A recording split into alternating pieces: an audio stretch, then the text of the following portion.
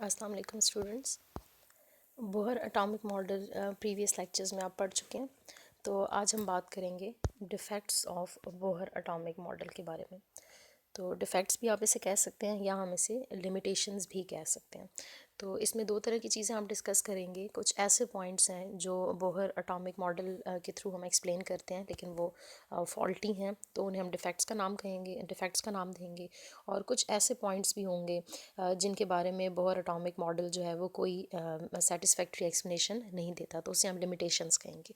तो टोटल ये 4 पॉइंट्स यहाँ पे आपको डिस्कस किए गए हैं। ये 4 पॉइंट्स हैं, ठीक है। और ये इम्पॉर्टेंट है आपके लॉन्ग क्वेश्चन के लिए भी और शॉर्ट क्वेश्चन के लिए।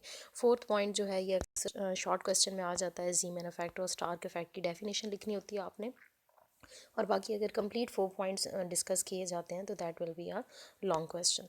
तो वन बाय वन हम इन पॉइंट्स को डिस्कस करते हैं। सबसे पहले ये पॉइंट नंबर 1 हम डिस्कस करते हैं। इसके लिए आप ये डायग्राम देखें कि स्पेक्ट्रम जो हमने प्रीवियस 2 लेक्चर्स में हमने बात की है स्पेक्ट्रम के हवाले से, तो वो स्पेक्ट्रम हम नॉर्मली कंसिडर कर रहे होते हैं हाइड्रोजन एटम का।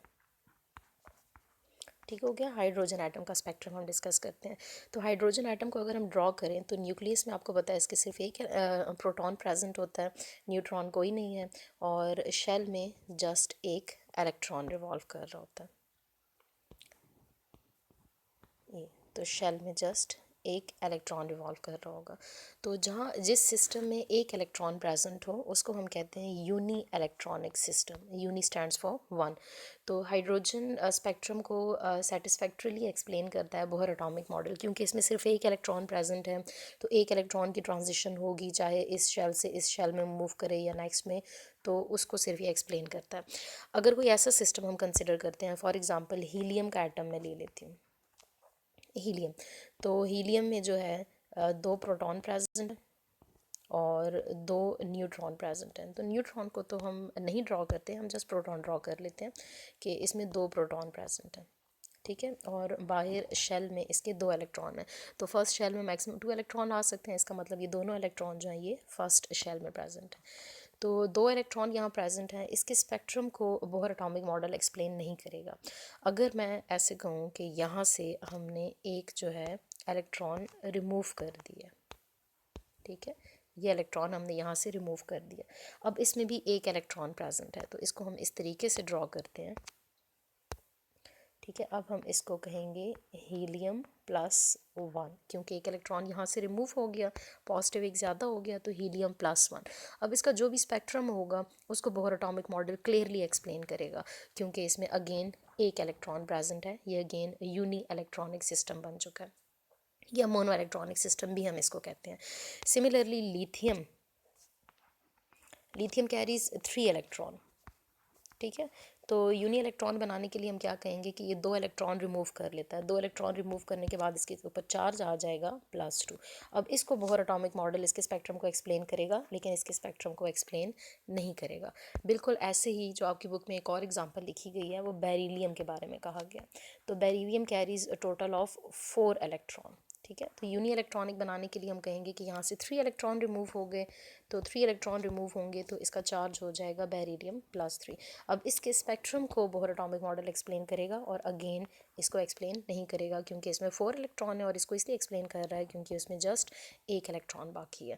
तो इसी पॉइंट को आपकी बुक में यहाँ पे लिखा गया है कि बोहर एटॉमिक मॉडल जो है वो जस्ट मोनो इलेक्ट्रॉनिक सिस्टम को एक्सप्लेन करता है, मल्टी इलेक्ट्रॉन सिस्टम या पॉली इलेक्ट्रॉन सिस्टम्स को एक्सप्लेन नहीं करता, ठीक है। ये फर्स्ट पॉइंट क्लियर हो गया। फिर उसके बाद नेक्स्ट पॉइंट हम डिस्कस करते हैं। पॉइंट 3 को पढ़ लेते हैं पहले। तो इसके अकॉर्डिंग जो है बोहर एटॉमिक मॉडल की जो पिक्चर आपने पढ़ी है, तो वो जो अभी पहले हमने शेल ड्रॉ की है उसमें यही था कि न्यूक्लियस है, और इस तरीके से हम कहते हैं कि इलेक्ट्रॉन जो है वो रिवॉल्व कर रहा है यहाँ पे इन सर्कुलर ऑर्बिट्स में, ठीक है। इलेक्ट्रॉन के जो रास्ते हैं मूव करने के, इनको हम ऑर्बिट का नाम देते हैं, शेल का नाम देते हैं। तो ये आप ऐसे ही कंसिडर कर सकते हैं जैसे किसी टेबल, फ्लैट टेबल के ऊपर आप कोई चीज़ राउंड राउंड मूव करवाते हैं। तो ऐसे कहा गया था कि इलेक्ट्रॉन ऐसे रिवॉल्व करते हैं, लेकिन एक्चुअली इलेक्ट्रॉन ऐसे रिवॉल्व नहीं करते। मॉडर्न रिसर्च से हमें ये पता चला है कि इलेक्ट्रॉन की जो मोशन होती है वो 3D प्लेन्स में होती है, 3 प्लेन्स में होती है। जैसे आप अगर इसको हम एक्स एक्सिस का नाम दे दें, इसको वाई, और इसको जी एक्सिस हम कहते हैं। तो इलेक्ट्रॉन जो है वो इस तरह पाथ्स में मूव कर रहे होते हैं। कुछ एक्स एक्सिस में कभी मूव करेंगे, ठीक है, ऐसे ही वाई में और जी में। तो ये क्लियरली इस पिक्चर में आप देख सकते हैं 3D मोशन है। तो ये पॉइंट 3 एक्सप्लेन हो जाता है कि इलेक्ट्रॉन का जो एटम का जो मॉडल है वो फ्लैट नहीं है, ठीक है, 3D ऑर्बिट्स है। फिर उसके बाद नेक्स्ट हम पॉइंट सेकंड की तरफ मूव करते हैं। तो पॉइंट सेकंड के लिए हमने जो स्पेक्ट्रम पढ़ा हमने, तो स्पेक्ट्रम में हमने यही कहा कि इलेक्ट्रॉन जो है वो किसी भी शेल मूव करता है नेक्स्ट शेल की तरफ, ठीक है, N1 एंड N2। अब N1 कोई भी लोअर ऑर्बिट हो सकता है, N2 कोई भी हायर ऑर्बिट हो सकता है। तो सिंपली हम कहते हैं कि हमने जो ट्रांजिशन पढ़ी थी that was from one shell to another shell, ठीक है, एक शेल से दूसरे शेल की तरफ हमने ट्रांजिशन पढ़ी थी। और ये जो n मैंने लिखा it stands for principal quantum number. तो वो हम अपने प्रीसीडिंग सेशंस में क्लियरली पढ़ेंगे, 4 क्वांटम नंबर्स को हम क्लियरली डिस्क्राइब करेंगे। तो ये जो n है ये रिप्रेजेंट करता है प्रिंसिपल क्वांटम नंबर को, और प्रिंसिपल क्वांटम नंबर जो है वो जस्ट आपको किसी भी शेल का साइज़ और एनर्जी के बारे में डिस्क्रिप्शन देता है, ठीक है, सिर्फ साइज़ और एनर्जी को डिस्क्राइब करता है। ऐसे ही हमने जो हाइड्रोजन की बामर सीरीज़ पढ़ी थी स्पेक्ट्रम की, उसमें हमने एक हाइड्रोजन अल्फ़ा लाइन पढ़ी थी, और हाइड्रोजन अल्फ़ा लाइन जो है वो रेड कलर की लाइन आपको नज़र आती है, ठीक है। तो ये सिंगल एक लाइन थी। लेकिन जैसे ही हम इसे high resolving power spectrometer again हम प्रीवियस लेक्चर में आपको बता चुकी हूँ, जो वेवलेंथ को मेजर करने के लिए डिवाइस हम यूज़ करते हैं स्पेक्ट्रोमीटर। तो जैसे ही इस एक लाइन को हाइड्रोजन की एक लाइन अल्फ़ा सीरीज़ की लाइन को स्पेक्ट्रोमीटर में देखा जाता है तो ये डिवाइड हो जाती है, हमें नज़र आती है कि ये 5 लाइंस बना रही है, ठीक है, ये 5 लाइंस बना रही है। तो इसको तो हम एक्सप्लेन कर सकते हैं कि एक शेल से दूसरे शेल में इलेक्ट्रॉन गया, इस वजह से हाइड्रोजन की अल्फ़ा लाइन आई। लेकिन ये जो 5 कंपोनेंट लाइंस आई हैं इसको हाइड्रोजन ये जो बोहर एटॉमिक मॉडल है इसको ये एक्सप्लेन नहीं करता कि ये 5 लाइंस क्यों आई, ठीक है। तो ये जस्ट एक्सप्लेन करता है कि थर्ड शेल से इलेक्ट्रॉन मूव हुआ था सेकंड शेल में, उसकी वजह से हमें रेड लाइन नज़र आई, लेकिन ये 5 लाइंस को एक्सप्लेन नहीं करता। इसको हम कहते हैं fine structure of a spectrum या multiple structure of a spectrum कहते हैं, ठीक है। अच्छा, अब इसमें ये जो डबल में लाइन नज़र आती हैं, ठीक है, पेयर में जो लाइन नज़र आती हैं ये, इसको हम कहते हैं डुप्लेट, ये डुप्लेट स्ट्रक्चर होता है। और ये जो ट्रायोज में नज़र आती हैं लाइन, ठीक है, 3 को हम ट्रायोज कहते हैं, तो इसको हम कहते हैं ट्रिपलेट। तो डुप्लेट और ट्रिपलेट स्ट्रक्चर्स को बोहर एटॉमिक मॉडल एक्सप्लेन नहीं कर पाता। तो यही बात यहाँ पे इस पॉइंट में, पॉइंट नंबर 2 में डिस्कस की गई है। हाइड्रोजन की अल्फ़ा लाइन को ही डिस्कस किया गया है, 5 कंपोनेंट्स लाइन है, मल्टीपल स्ट्रक्चर है। तो सिंगल क्वांटम नंबर जो प्रिंसिपल क्वांटम नंबर है वो इसको एक्सप्लेन नहीं कर पाता। इसका मतलब है शेल के अंदर और भी कोई लेवल्स हैं एनर्जी के, जिनमें अगर एक शेल से दूसरे शेल में इलेक्ट्रॉन नहीं भी जा रहा तो उनके अंदर ही मूव कर रहा है इलेक्ट्रॉन, जिसकी वजह से वेरियस लाइन्स हमें नज़र आती हैं। फिर हम नेक्स्ट एक्सप्लेन करते हैं पॉइंट 4 को।